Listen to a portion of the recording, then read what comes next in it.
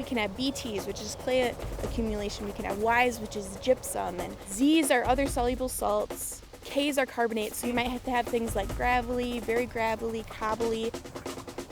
This is a regional collegiate soil judging contest. We have representatives from South Dakota State University, University of Nebraska, Montana State University, University of Minnesota, Iowa State.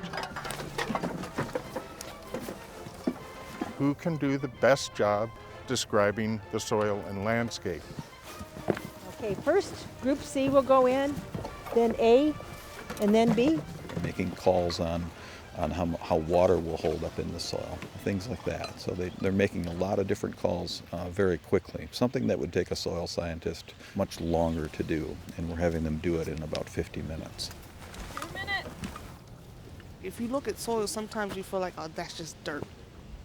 My teacher Becky was like, actually, it's not dirt, it's soil. I said, no, this is dirt. So it's just like, I don't think a lot of people understand that it's more to this. It's just so many different things that you have to do with your hands, just with your hands, to try to figure out what kind of soil it is. No, I didn't worry about it. I mean, everybody's been saying that, but I'm just used to it.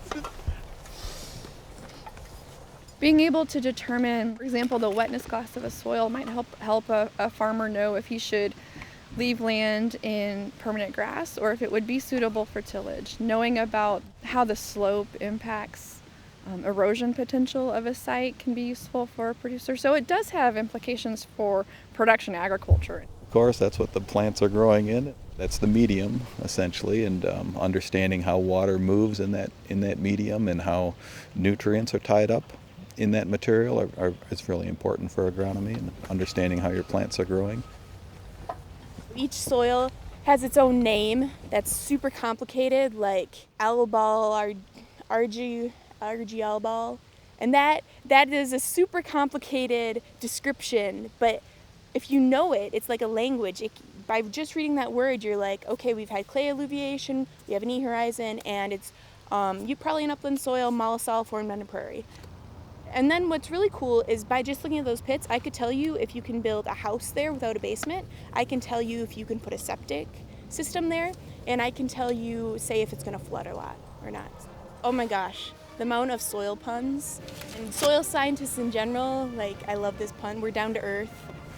All us is dust in the wind, which soil scientists would chuckle at a little bit.